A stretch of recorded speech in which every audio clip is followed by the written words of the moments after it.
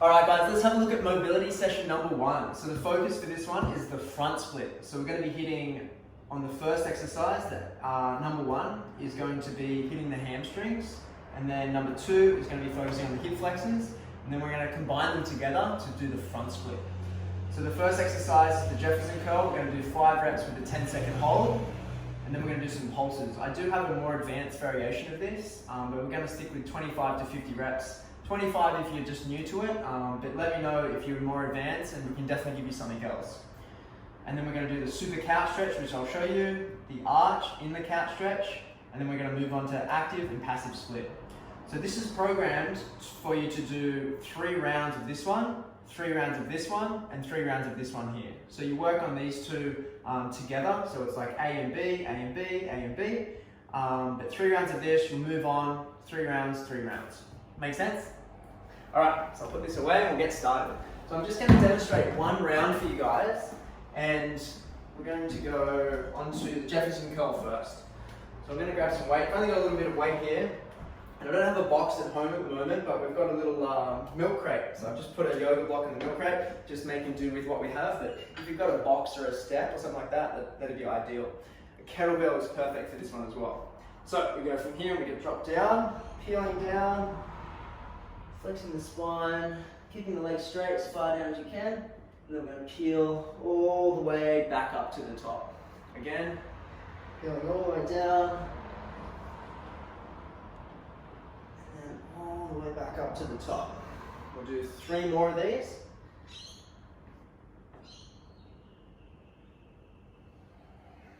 Two more, nice and slow. Keeping those legs locked out, should feel a huge stretch through the hamstrings and also stretching out the back. And then we'll go all the way down and we'll hold down here. Big breath in.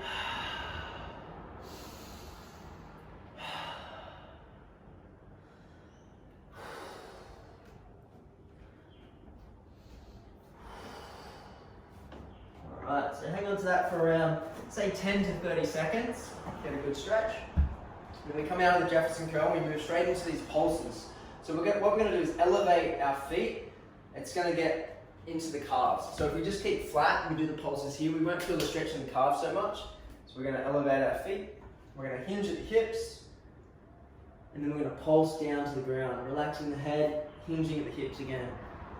Pulsing, pulsing, pulsing. 3, 4, 5, 6, 7, 8, 9, 10, 11, 12, 30, 40, 50, 60, 70, 80, 90, 20, 21, 22, 23, 24, 25. Alright, so I did the minimum.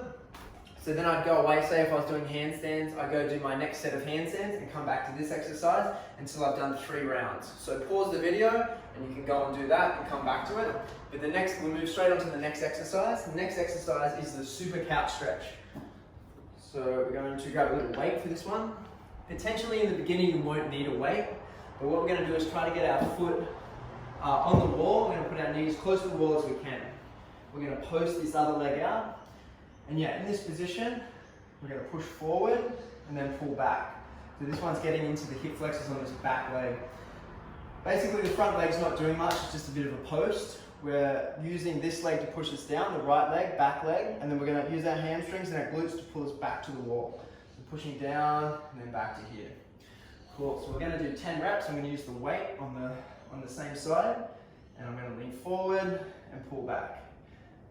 2, 3, really stretching it, trying to push into end range. 4, 5, 6, 7, 8, 9, 1 more, 10, push and hold. So I'm pushing this hip flexor down into the ground, allowing this weight to kind of transfer through my body into this hip flexor, and just allowing it to drop down.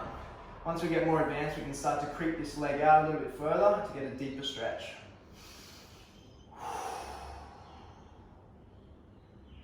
Cool, and then from here, we're going to reach back. This is stage 3. So we reach back, placing the head on the wall, trying to walk the hands down and getting as much extension through the spine as we can. So arching, trying to get the top of the head on the wall.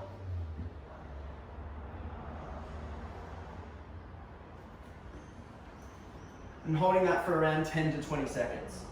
All right, so that's one side, you'll do the other side. And again, you'll use that for 3 rounds. The last exercise we're going to do in this sequence is this one. So moving on to the front split now. So we're pushing forward, you can use some blocks or some chairs or something like that to support you. What we want to try to do, I don't know if you can see from here, but we want to come up into an active position, using the blocks just for balance. So we'll come up here. If you're fairly new to stretching, maybe it's up like this, and you're holding onto some chairs or a table. If you're a little bit more advanced, you can move down into it as far as you can. Both legs are straight, up on the foot at the back. So we hold here for 30 seconds.